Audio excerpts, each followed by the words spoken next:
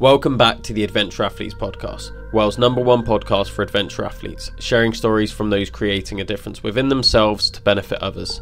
In this week's episode, I sit down with Gereth Jones, also known as the Mental Health Wanderer.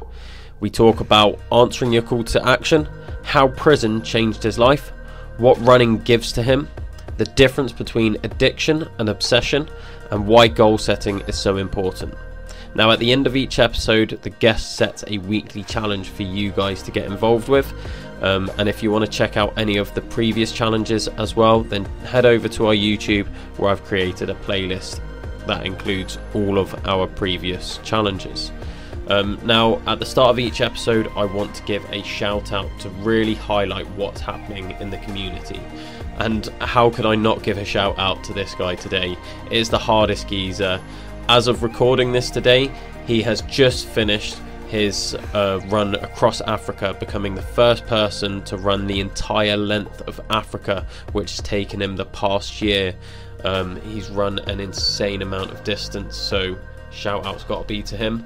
But something closer to home as well is Mike Jenkins, previous guest and really good friend of mine and the podcast. He ran an ultra marathon, the first of 7 this year. It was the Canham 40 miler, where he placed 10th male and 17th overall, so incredible achievement from Mike there. Back to me then, and what adventure athletes are doing. We've got a lot going on at the moment, but I just want to let you guys know that I was just on the Rockman podcast. We had Terry Rosamond on this podcast before, and now it was my turn to be the guest, and I headed on to his podcast. So definitely go check that out. That was a very interesting episode, and if you want to learn more about me, check that out. But for now, enjoy the podcast. Something I've been thinking about with my podcast a lot recently, we're called the Adventure Athletes, and I sort of go along the hero's journey. Like, I've been reading a lot into that recently. And there's always that moment where someone's journey begins, the call to action. And that's basically when something in your life happens that makes you go through a period of change. And I know from listening to your podcast on the Rockman podcast and following your Instagram, you've gone through quite a period of change. So what was your call to action? I think, I've probably had many of them calls to actions over the years. But I think the big opening for me was when I got arrested. Like you probably heard, when I got arrested for attempted murder, just after I'd started sorting my life out, where I'd got myself off the drugs, met a woman who was now my wife, and then I got arrested and my whole life flashes before my eyes. That for me was a wake-up call. When I was sitting in that cell, nothing but a microwave meal and a spoke, and I was thinking to myself, it's probably the only way out of this is probably being carried out, or I have to sort my life out. Luckily, I kind of got away with it. Not that I was guilty at all. I got a slap on the wrist for criminal damage, and that for me was like, someone is watching over me. This is my chance now to make something of my life. And that's where I pursued and to join the army, and everything since then has just been forward motion. Yeah. What was life like before that call to action, and can you take us through that story? Yeah, so I've probably since the age of 13, things started spiralling for me. I witnessed some things growing up as a child, some things that my mother went through, and them things would be a lot different now if there was more help out there for my stepfather, for say. But when I was about 13, and you start going to comprehensive school, the name calling starts and everything, so I used to get called fat a lot. That was fine. I was quite resilient. I used to battle off, get in fights and everything. Then, as time goes on, I was about 14, I tried my first spliff.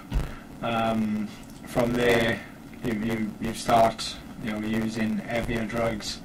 You know, doing the odd pills on weekends, the odd line of sniff. And then when I was 16, when I was around about 16, my grandfather died, which really, that knocked my confidence, that knocked everything out of me. And I think it was like that moment where everything that I'd kept suppressed in my mind from watching what my mother went through, from what I went through, and then when he passed away, it was like the floodgates opened, and I was just like, right, it's time to end this, and just went flat out on amphetamine, cocaine, for the best part of probably say 7-8 years. And then, you know, I thought I had full control over it, getting into fights, dealing drugs, stealing, losing friends, all of the above basically.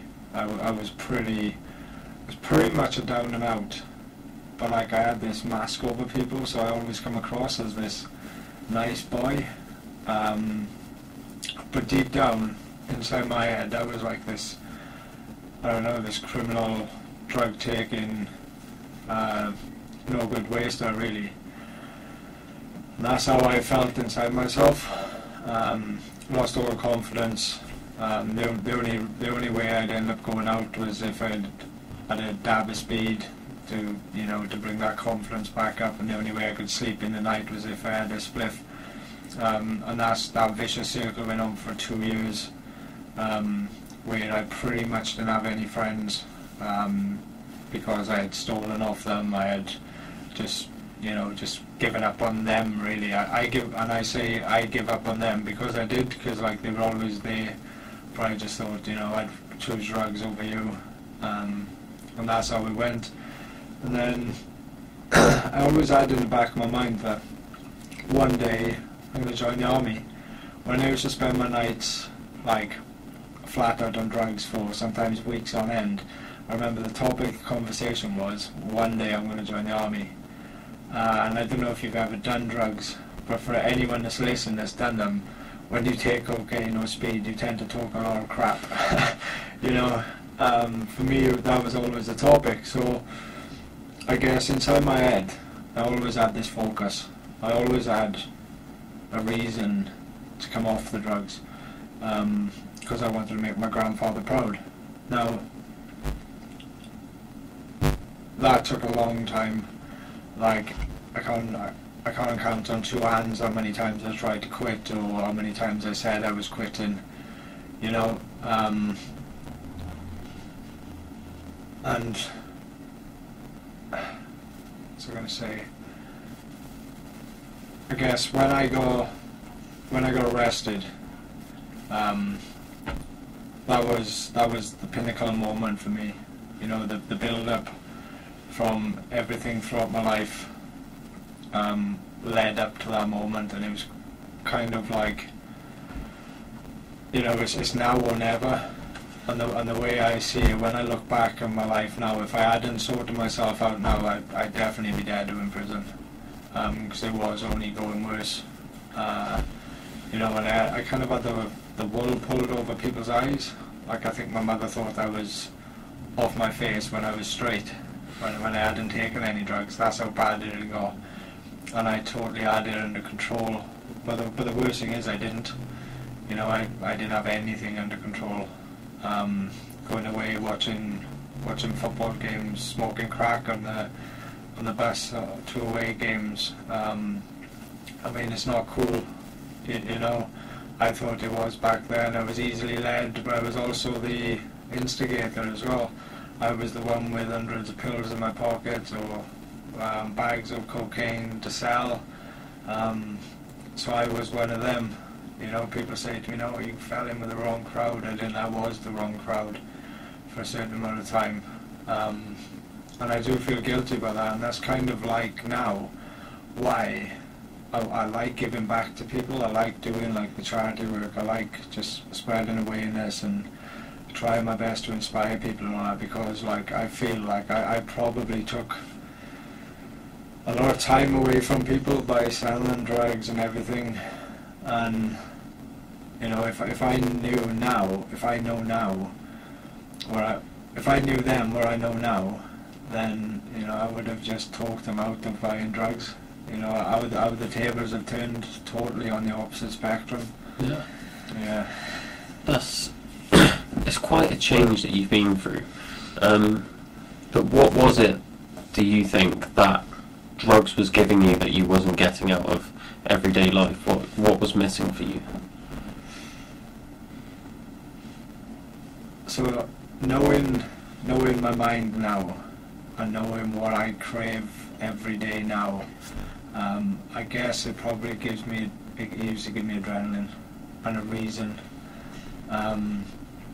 Like I didn't like, I always had low self-esteem. I didn't really like myself. I didn't like looking at myself in the mirror. You know, I didn't even like the way my voice sounded. I know it sounds stupid, but I just had a very low self-esteem. But when I take drugs, I'd either take cannabis and not care, just lie in my bed and fall asleep after having the munchies, or I'd take like Class A's and, you know, everything's great. You know, you feel on top of the world, you feel unstoppable. And that's how it was, and then you'd come down and you'd feel like crap again, and then you'd come back up, and that was the circle, you know. But I guess what was missing was that thrill, that adventure, because inside me now, I wake up every day, and like, if I haven't got a plan inside my head, or if I haven't got a plan upcoming, I feel like I'm wasting my life, you know. I love Netflix and chill, sitting down, watching Downton Abbey, you know, and chilling. But I find my life has got a purpose now, and that purpose is to just get out there and better myself every single day. And I guess in a way, when I was taking drugs, that's what I thought I was doing. But also killing myself as well. I guess I was searching for that feeling you get when you run an ultra. You know, that feeling where you can't go any further, and then all of a sudden you can. You know, and that's how I get now when I run these ultras. I get that exact same feeling as when I used to do a line of sniff, or I used to do a dab, or pills, or smoke a spliff. That's how I feel. My heart beats, my mind is going 10 for a dozen, telling me not to do it, don't do it, but then you do it because it's actually good for you this time. And when you overcome it, it's the best feeling in the world, that adrenaline kick. It's like, you know, I can't even explain it, but it's much better than any Class A drug I've done. Yeah. Yeah. We'll definitely dig back into the ultra stuff later on, but then following your journey along, so we've gone from this drug addict who's like hit rock bottom essentially, massive low point in your life. Why was that one moment of going to prison, why did that change everything? And then what did the army give you after that? So the reason going to prison changed everything is because probably exactly the same now. You know, if you told me I had to spend 6 hours in this room, I couldn't do it. You know, in a 6x6 room, I couldn't do it. Physically and mentally couldn't do it. If I had to go to prison, I would have tried everything to just end it all. And that's why I was looking at the spoke, thinking, you know, that's what I mean by being carried out. There's no way I could have gone to prison. Going to the military. Sorry, what did you say after that? So like, you've gone from this like really low phase in your life. Yeah. You've gone to prison, you've come out, and you've got into the military. What's that then given you your life? How did that change happen? Because that's quite hard to go from that person who's addicted to drugs, going to prison, to then joining the military. Like, there's such stringent standards for the military, so much discipline, and just the base level of fitness you need. Like, how did you get there, and then what did the army give you? Yeah, so I guess you can call it like an addictive personality. you know, and my addictive traits. All I needed was that, you know, that kick up the arse to say, right, let's use this side of you that's addicted to everything, this commitment, dedication, you know, and willpower, I'd say, and put it to good use in something else. Because I was committed to buying drugs, I was committed to selling drugs, you know what I mean? I was dedicated to getting them every day so I can wake up with them. Let's change that around and put all that hard work into something else. And I think that's what happened after going through months and months, years of, like, you know, cold turkey and feelings of I'd rather float away. One day was like, okay, let's make a change.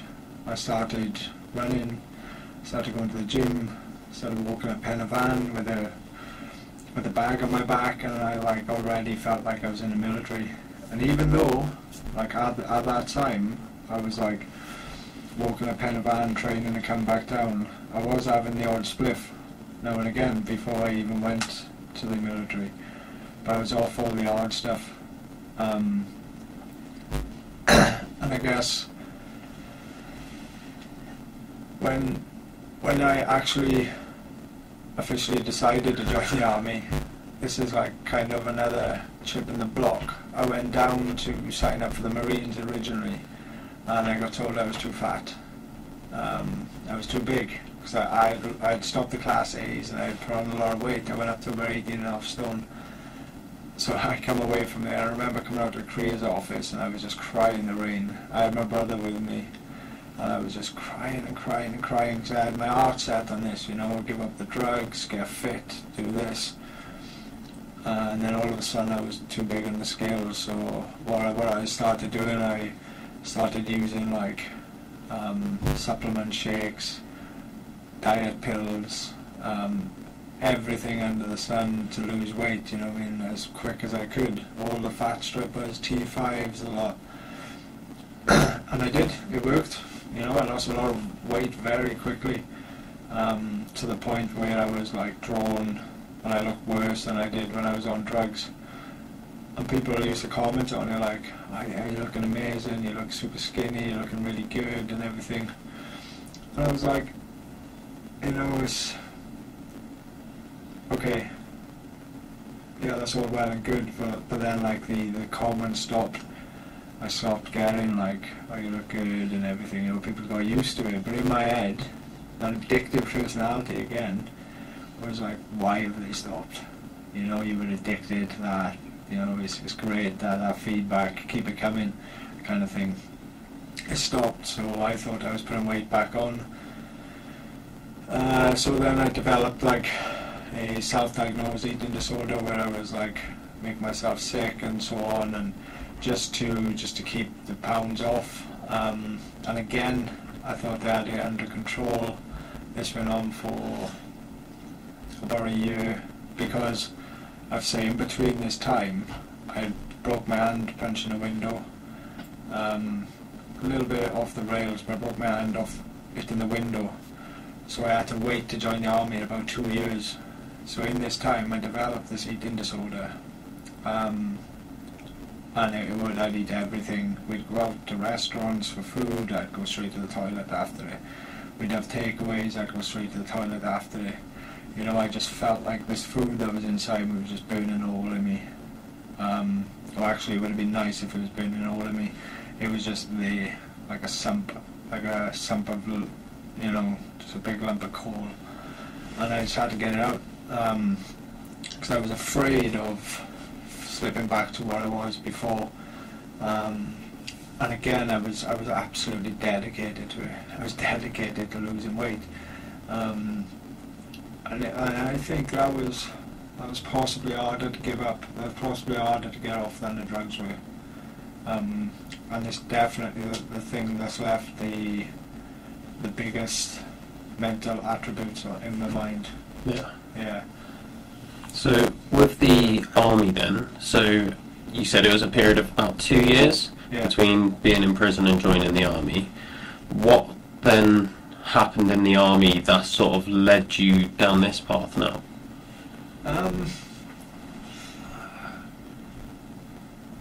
It's a good question, because I guess when I joined up, that low self-esteem was there again. I had no confidence, and did I feel good enough to be in the army? No, I didn't. And every moment that went by when I was going through basic training was like, right, I'm waiting for that tap on the shoulder and saying, fat kid, you're gone, you're out. And I guess that fear just kept me going, and I was winning awards, and I was just like, yeah, okay, just put it to the back of my mind, and just kept going, and I could feel myself getting better. I could feel myself.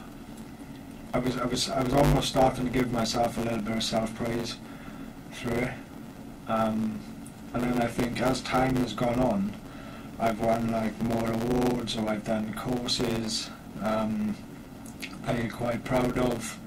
I've done some pretty cool stuff with my job, been a lot of places all over the world, and I guess after time that has kind of turned into an addiction.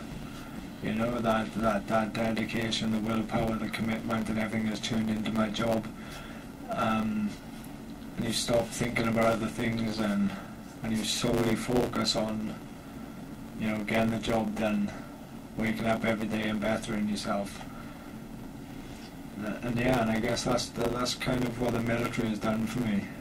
And then also it's grown arms and legs, because like my personal life now is like my personal life has taken off. So I've got the military on one side, and I've got my personal life, my running, and all the mental health stuff on the other hand. And they like kind of through the support of work and the support of my own life, they kind of meet in the middle, and I can focus on them, and I can do so much with it for my own mental health, and it's quite a journey to be on now. Yeah. And I guess openly thinking about it here, people tell me every day you're addicted to running, you're addicted to this.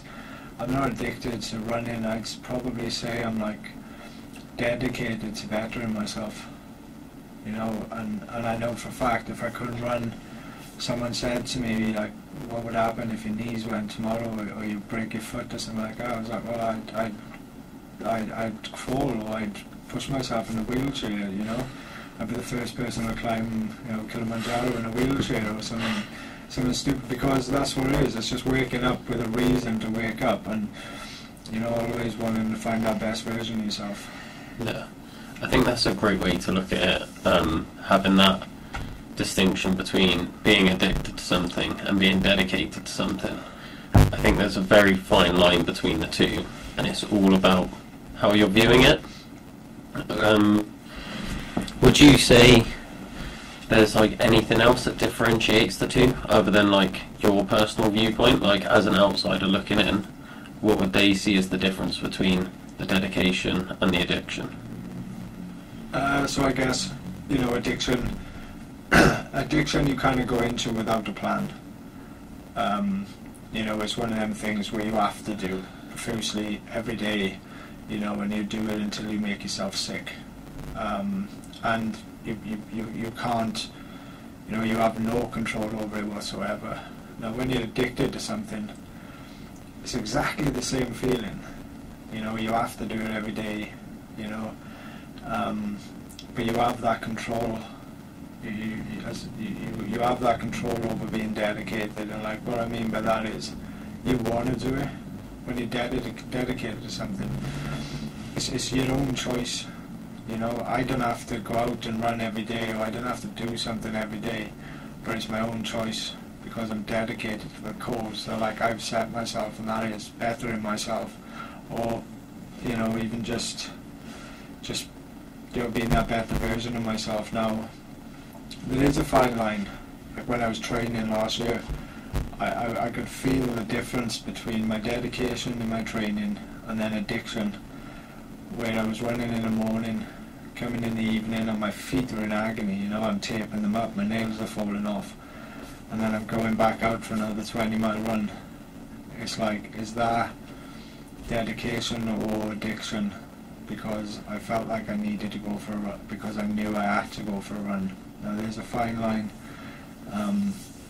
but it is like something you have to like keep an eye on. So I know there's people out there that will, you know, they won't eat food now unless they go for a run, or they won't eat if they don't go to the gym, you know, or they don't feel good if they don't do this and that.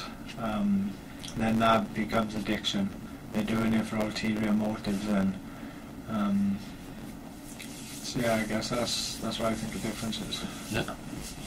Taking it back to the call to action then, something else that I've noticed with people's stories, I've recorded almost 50 podcasts now, and the same thing sort of is creeping up quite consistently, is there's always lots of like smaller call to adventures or call to actions, but it always takes the big one for the person to essentially like answer that call and make that change. And it's always something very drastic. For you it was going to prison. For me, myself, like I was homeless, so it was getting away from homelessness. So do you think there's anything that other people can do where they sit back, look at their lives, be like, this isn't the path I want to go down, and make that change earlier rather than letting it get to that extreme point? Yeah, definitely. Like people come through to me and they ask, how can I quit drugs? How can I quit doing this? How can I stop doing this? And the first question I'll ask them, I'm like, do you want to? You know, do you want to stop taking drugs? And the reason I ask them that question is because, like, if the answer's no, if they don't want to quit taking drugs, then they're not going to. You know, but what I also say then is, I'm like, look, you've got to have a focus. You have to have something in your life.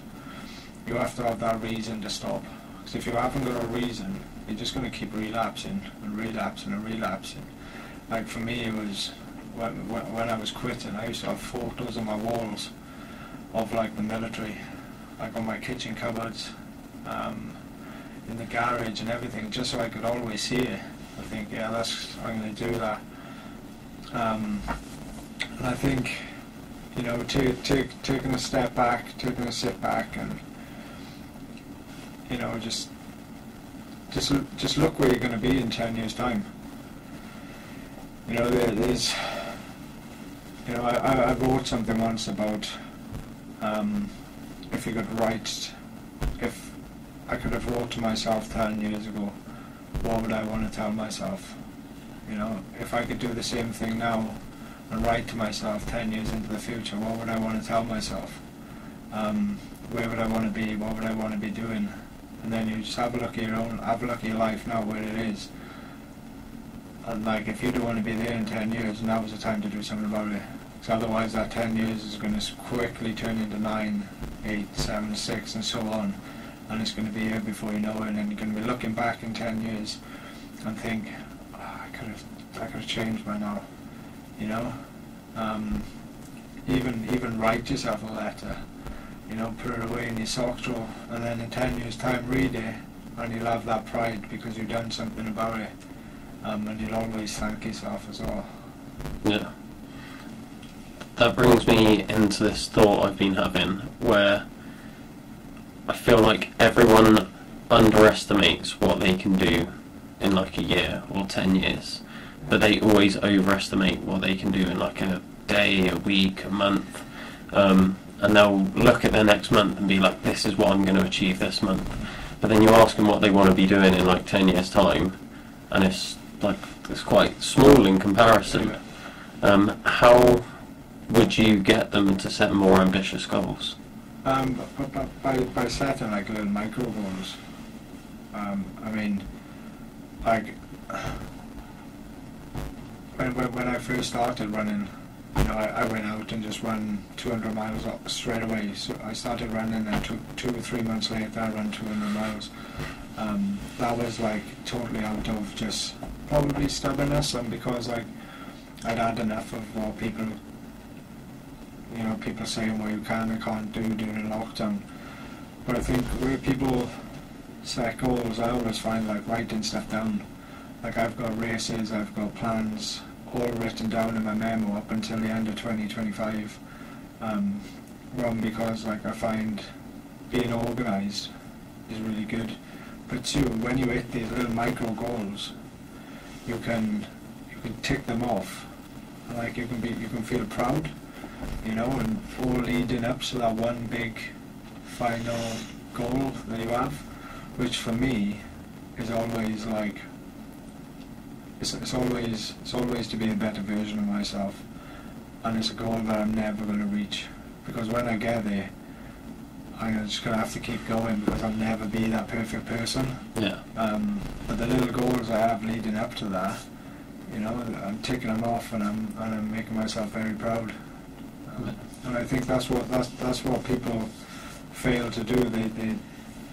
They see these little goals like every month, like I want to lose a stone by the end of next month, and then when next month comes and they haven't lost that stone, they can either say to themselves, right, definitely going to do it in another month, and then that month rolls on and rolls on and rolls on, or they just give up, and they give up.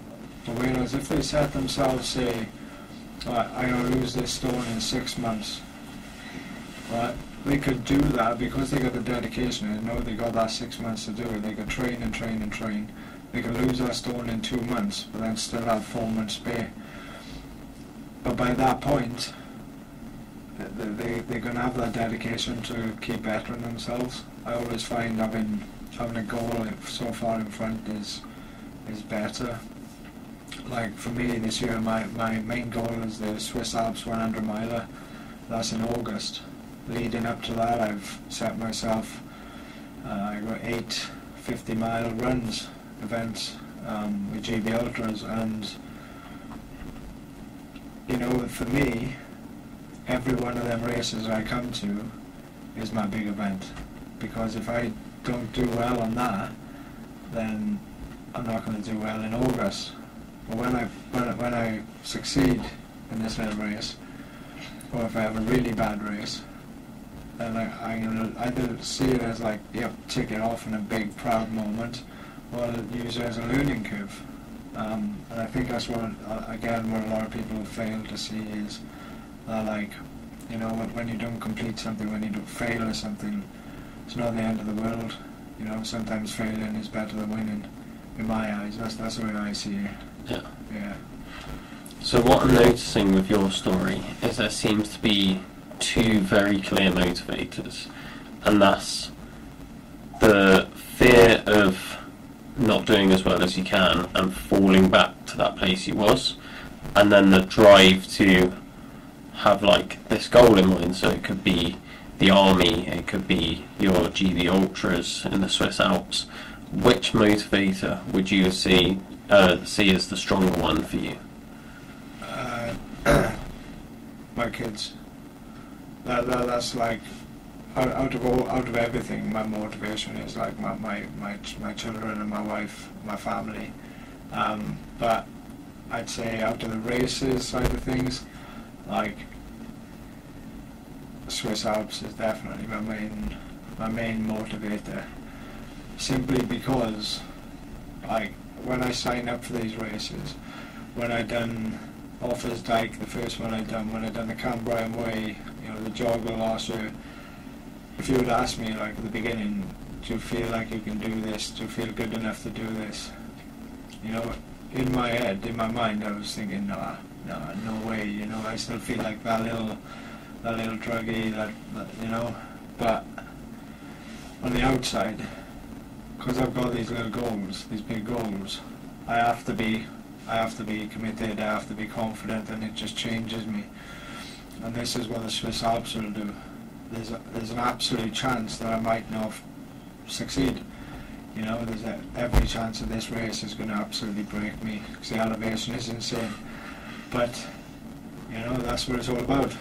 And if I fail on it, if I get 50 miles in and can't complete it, then I have found my tipping point. and then from there, the only place I can go is just train and keep going, you know. It's not like, yep, I failed, I'm going to DNF on it, and I'm just going to give up. It's like, no, that is my threshold. Now I just need to push my threshold higher. Yeah. Cool. At what point then in this journey that we've been through did running come into it? Like, what was the first time you sort of considered yourself a runner? So I still don't consider myself a runner.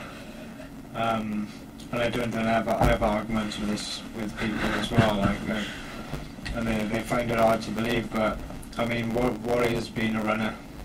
What are you when you're a runner? Are you an 100-meter sprinter? Are you a 200-meter sprinter, or you know, a fast marathon runner? I mean, a runner for me is someone that gets paid to run. You know, someone that's part of a team around a track and everything. For me, running is all about the adventure.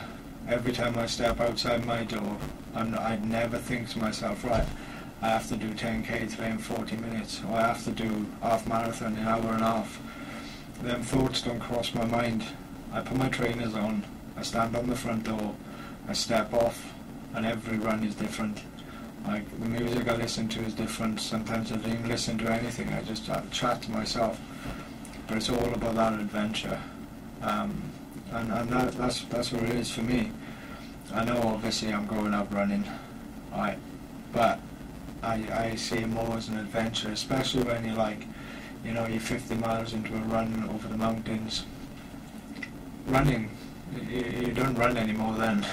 You know, you're walking up the hills and stuff, so, you know, it's all one big journey, and that's the way I see it. At what point did it start though? At what point? When I joined the military, obviously I was doing little runs to get myself fit. And I was probably running at like, I don't know, maybe 15k a week, you know, 30 something k a month, next to nothing. And then during lockdown, so it would have been in 2021, end of 2021, I was sitting there and I just had enough. My wife was like, look, there's this 50-mile event you can do. It's run 50 miles throughout the month of January. It could be good for you, because I was sitting there moping around and I was like, okay, I'll try it. Well, I think this is the moment where the addictions all kicked in and they were all trying to find their place, because for some bizarre reason I decided to run. I was going to run 50 miles in one day without prior training, and I went out on January the 1st and done it. I done 38 miles in one go, creamed in, went home, had food, and remember it was 9:30 in the night, and I was sitting there, I was like so devastated with myself. I was like, right, the shoes are going back on, and I went back out and finished the last 12 miles in the snow, go back home, and then from that moment on I got addicted to like the thrill and, you know, of pushing boundaries and everything. So obviously I didn't go out and run 50 miles every day then. I basically started up from like 5k to 10k. Next thing I was doing like my first half marathon, my first marathon, and then it was like, right, let's tip it over, let's hit 50k, and I hit 52k, which was my longest run, by the March. And then I was like, right, I'm going to run the length of Wales. I'm going to do it. I kind of got talked out of doing it a week later, because I just wanted to go and do it. I got talked out of it. But the following August then, so this was the March, in August, I got on a train to North Wales with a big rucksack on my back, changed spare clothes, trainers, water, to last me like, I don't know, 2 hours, food, and then run home. And I'll never forget it, because when I set off from my uncle's house in North Wales, it was absolutely pissing down, and And then he turned to me and he went, "You can always wait until tomorrow." And I was like, "No, it's now or never." And I set off in the rain, and 4 days later I got home with like stress fractures in my feet. You know, and that's kind of where my page and all that started from. Because when I set off from North Wales, it was like, okay, this madhead is just running down, like, you know, he's probably crossing people's minds, he's not going to make it and everything. And then I think it was 2 days in, and I was getting messages off people, and my auntie came out to support me. She was like, "You're not doing this on your own." So she literally just drove by the side of me throughout the night, and like, yeah, she helped get me through it. And it was very, very comical, because I was in absolute shit state, you know. I was still carrying my bag. I wouldn't take my bag off because I was doing it fully self-supported. She was just there just to laugh at me, basically. And like we found ourselves in some really peculiar places throughout the nights, and well, yeah, I was definitely not a runner on that. It was more like an hobble.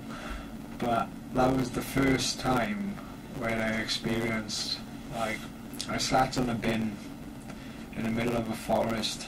It was like a little food bin with an house in the middle of a forest, and it was pouring down the rain.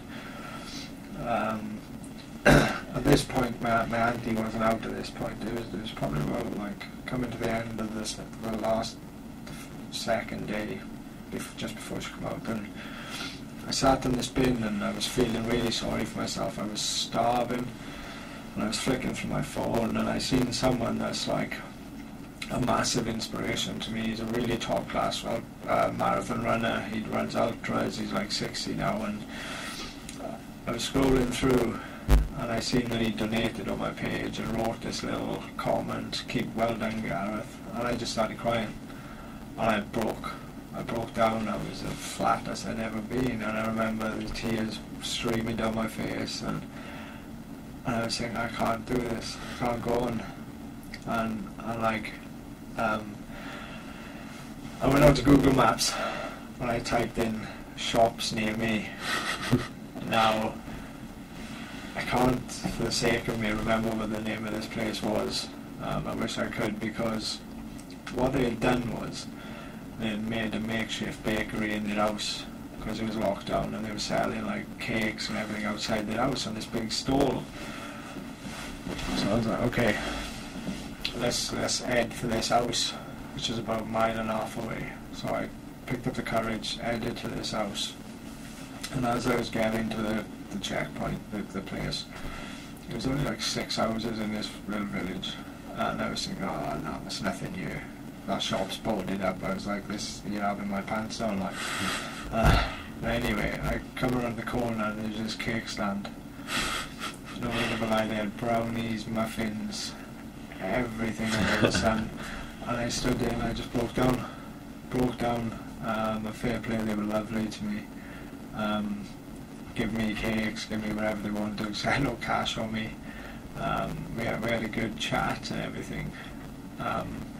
What it meant the next day was, I had a message off the wife saying, "You don't realise how much you stumbling upon us meant," because the husband had been going through like a dark patch, depression, or with his mental health, but because that guy stumbled over their house and what he seen what I was doing, he got up that next morning and went out cycling.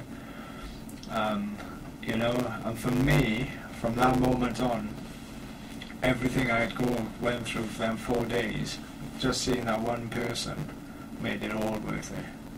You know, everything I was going through, I was meant to be there that day. And I guess, you know, that's kind of why I've carried it on as well. That's kind of why I carry on the running. Is because like 80% of it is, you know, it makes me feel good. I enjoy it, and it's pretty much free. You know, run around the mountains and everything. It's like free therapy, if you will. But also, you know, people do get something out of it as well. And what they don't understand is, yeah, they say like I inspire people by the long runs I do and everything. But by me inspiring them and seeing them go out and doing stuff, and it also motivates me. Because like some of these people's stories are absolutely incredible, and what I've been through is like nothing compared to some of these people. But seeing them get up, and even if it's just going for a walk or a mile run or 5k run or something, it's absolutely incredible. And that's what gets me through all these long races. I'm like, well, if they can do it, why can't I? You know what I mean? Yeah. Is that where the daily posts come in then? Was that sort of the start of it? Was that North to South Wales run? Yeah. Yeah, I was posting quite frequently on that run. And it just kind of expanded from there. A friend of mine told me that I should start a page of my own. So I did, and I just like spoke freely on there, shared my own experiences, shared what I was doing, and then it kind of took off from there, I guess. Like I don't really buy into the social media aspect so much. Like I don't really care what I post and everything. I just literally say what's on my mind, and people are either gonna like it or they don't. I'm not in there for like the likes and comments and stuff, but it is a really good way of getting stuff off your mind and sharing your experiences and hoping to help at least that one person. And honestly, it's happened. I can write the post and I'll get one or two people like it or something, and people won't like whatever it is, but then I'll have a message a couple of days later saying, I'm so glad you wrote that, it corresponds to me and everything, you've literally just like inspired me to go out, or sometimes they even say you've just saved me and all that, right? And it really hits home, and I guess that's what people forget with like social media and all that. It's not about the likes or anything, it's about the people that are sitting in their house reading it. Like I see stuff on social media that I read that I'm inspired by, and it gives me that little kick up the arse now and again. And I think that's what it's all about. It's not about pleasing people, and that's kind of where the page comes from. It's just about being real. Yeah.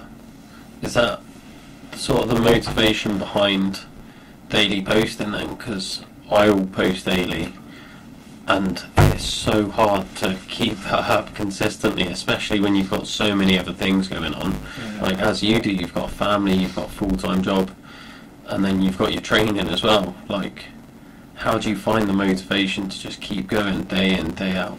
So I don't particularly go on social media. Like I'm not a scroller. I wouldn't scroll through. I wouldn't like other people's stuff back because I don't see it. So I don't spend hours on there. I've literally got a 45-minute time limit on Instagram, and then when it comes to that 45 minutes, it just cuts off. So only a couple of people know the secret. But when I write my posts in the evening, it's kind of what I like use as like a journal.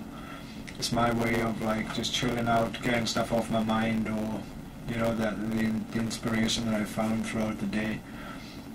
So I like sometimes I'll either sit in my chair, nothing else on, no music on, nothing, and just write, or I'll actually be lying in the bath, which is my go-to place. I'll go for a run, I'll put food on, I'll have a bath, and I'll write a post. Not a lot of people know that, but that's kind of my thing, and that's kind of like my routine now, especially because I'm on my own when I'm working away. Finish work at 4 o'clock. From 4 o'clock onwards is my own. So my routine, that's what my routine consists of. I write a post, normally like 7:30, 8 o'clock in the night, every night. By 9 o'clock then my phone is down, and I won't look at that again, because like I'm quite strict on how much I look at my phone as well, because like I think it's good to have good sleep patterns. Yeah. Is there anything else you do then to help with your mental health? Because obviously you're called the Mental Health Wanderer on Instagram. How do you maintain your mental health? You said like limiting phone time, getting good sleep, you go for runs, and then your Instagram posts are basically a journal. Is there anything else that you do? Yeah, so from the moment I wake up in the morning, like my whole day is like one big accomplishment, really. I guess you could say that. So when I get up in the morning, I've explained before, and I make my bed. Right, that's one thing checked off. That's something I can be proud of. You know, I get up, I have a shower, or I go for a run. I come back. That's another thing checked off. That I'm proud of. Right, you've done that, and that's kind of how my day rolls on. These little wins throughout the day, and I find, you know, it's like even if you wake up late, you know, you woke up today, that's a win. You know, you just see, I brushed my teeth, that's a win. Or I'm going out the door on time, that's a win. And this kind of works for me, because I used to be in such a dark spiral of like self-doubt and negativity that everything was just bad and all that. Now I see everything as like a positive. Even if I sleep late, yeah, I slept late today, but I won't tomorrow, so I learn from it. You see what I mean? And that's kind of how my day goes. But I do a lot of yoga, which I think is awesome. A lot of people are scared about yoga, but like I'll tell you now, I'm not flexible in the slightest. But I go, you know, we hold a couple of stretches for 15-20 minutes, and for some reason it just makes you feel better. Even if you look stupid doing it, you know, you feel better after it. But I find the biggest thing that keeps me going, in my life anyway, is having routine.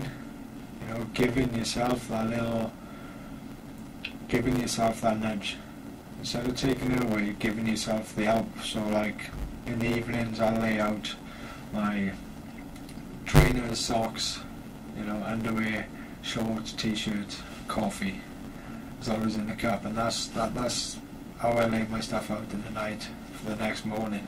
So when I wake up, all I have to do is flick the kettle on, put my socks on, underwear, shorts, you know, everything's there, good to go. And then the next thing, all I have to do is literally just take a step out the front door. I'll take a step out the front door, and before I know it, before the coffee's even kicked in, I'm 2 miles down the road and it's too late to turn back, you know. And then I go back, my stuff's ready to go to work.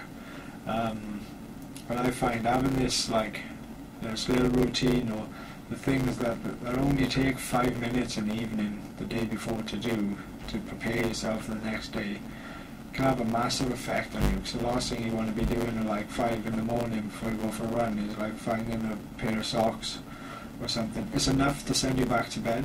Oh, I can't find the socks. Okay, I'll just go back to bed for an hour. You know, it's so easy to do, but if it's there, you don't give yourself a choice.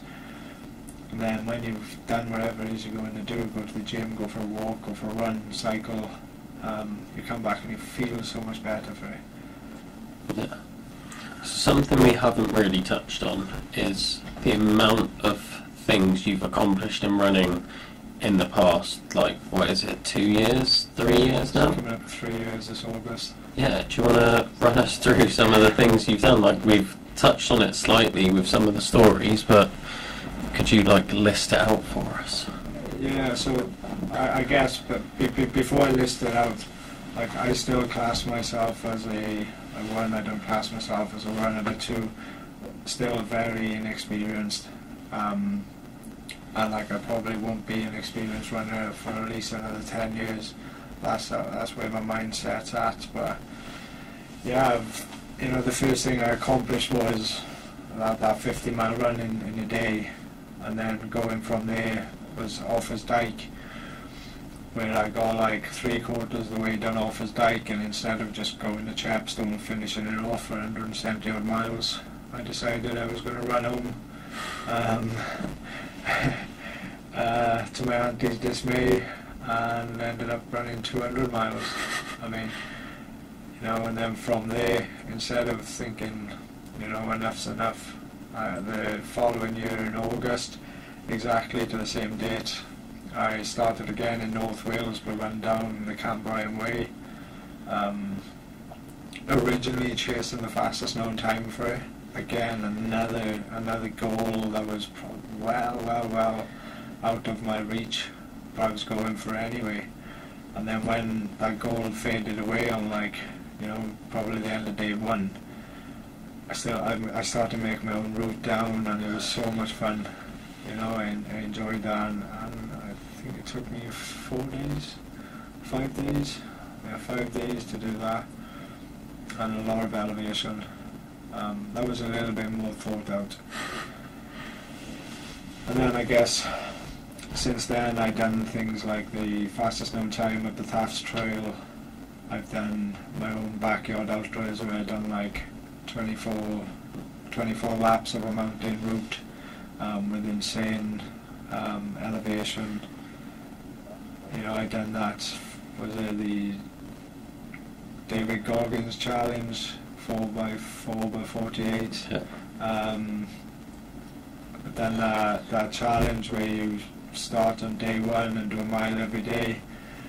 Then leading on to last year, I done a few good races, and I decided I was going to run from John O'Groats to Land's End, which, you know, is probably stupid. Again, with that inexperienced thing, you know, people who do that now have been running for years and years and years. But I was like, okay, this could be it. And I think what it is with me doing these challenges, I'm always like chasing that. I'm probably chasing that failure, just to find out where my peak is, where my threshold is. And I definitely found her on that race. Like, I found her on that race by day 2.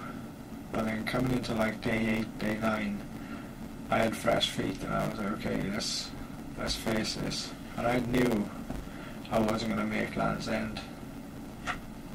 I had failed. You know, I had failed to achieve what I set out to do, so my goals just changed. I wasn't going to quit. I just changed the goals up, and instead of going to Land's End, it was like, now I'm going home. And if I couldn't make it home, I was like, right, I'm going to that next lamppost. That's how small my goals would have been. And yeah, so it's been quite an incredible journey over the past 2.5 years. Yeah.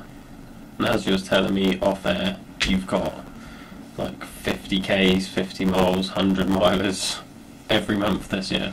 Yeah, starting from Chester Ultra back 2 weeks ago was my first ultra event of the year. It was 50 miler around Chester. This coming Friday I've got 50 miles from Manchester to Liverpool, which are all pretty flat races. Then I'm bouncing into 2 weeks later, I've got a backyard ultra for the Welsh team, so it's like the Four Nations Cup, which is basically a last man standing event. I finished that starts on this Saturday. I should finish probably, you know, by the Sunday, possibly even the Monday. And then on the Wednesday I've got another 24-hour event, which is military run this time. That'll be good. You know, obviously I'm not going to have fresh legs. Yeah. Definitely not going to have fresh legs. But I'll just go as far as I can. And then 2 weeks later I've got another 50 miler, and I got five or six 50 milers before August where I do the Swiss 100.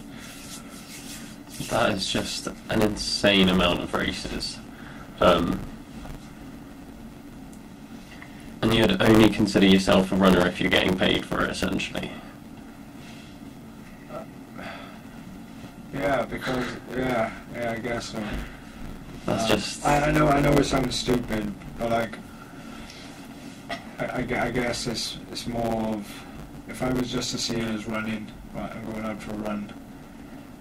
In my head, I see it as like a sport and something that like I have to do better at.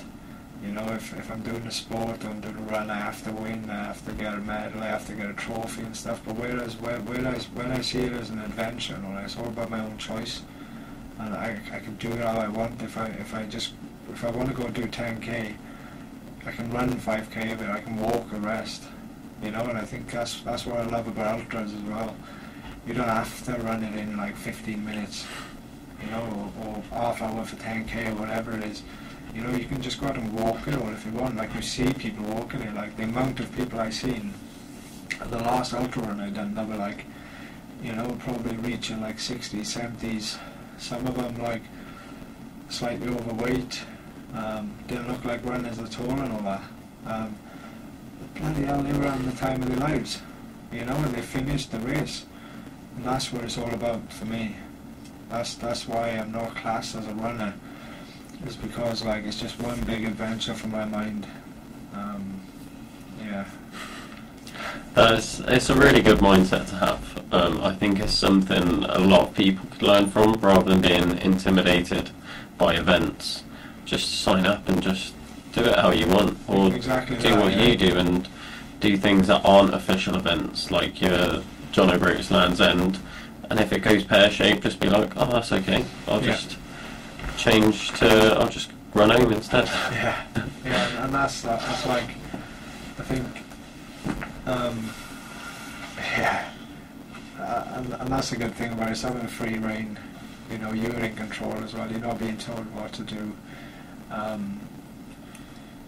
There is downsides of it. Obviously, you have to come up with the money yourself. You have to come up with the plan, with the team and everything. And it is hard. Like this year, my expenditure for this year is about $7,000. With the Swiss Alps and everything. And this is like all funded by myself. And I'm no means like well off at all. But over little chunks, you don't really notice. But I find like the benefits it gets me, like the great work it's doing like for other people and all that, it's all worth it. Yeah. Because at the end of the day, like we can't take money with us, and like if I was to go on top of the Swiss Alps, then I'd be happy. That's incredible. I think that's a good place to start summing this up. Thank you for coming on and sharing your story. It is one that I urge people to like go and follow you and learn more about what you're doing, because it is absolutely incredible. I feel like we've only just scratched the surface on this podcast. Something I do get each guest to do at the end of each podcast is set a challenge for the listeners for the week, something that they can go away and just do at some point in the week or every day of the week to just try and help benefit their life and create that change in their life. Easy. Just wake up, look at yourself in the mirror and tell yourself how amazing you are every day. Incredible. That is a very unique one, so thank you for that. It's unique, but it's harder than you think. Yeah. But it can have massive effects throughout the day. Yeah. Where can people follow you online if they want to find out more about you? Search Mental Health Wanderer on Google, Instagram, Facebook. And just give me a follow, and I'd really appreciate anyone's support on my runs and what I got coming up. Incredible. Well, thanks again for your time, and I look forward to seeing what you do next.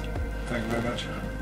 Thanks again for listening to another episode of the Adventure Athletes podcast. If you want to find out more about our guests, check out the links in the description below, where you'll also find a link to our website, our socials, and my BigMoose fundraiser. Let us know in the comments who you want to hear from next, and we'll try and get them booked on as best we can. And if you want to get involved with anything Adventure Athletes, we've got so many things going on. We've got our programming that we'll do for people trying to take their next step into their own personal adventures. We'll do sports massage. We've got events that we're organising both online and in person, and we've got some different activity days based around getting you outdoors and learning something new. So if you want to get involved, check out the website. If you want to find out more about the guest, check out the links in the description, and let us know who you want on next.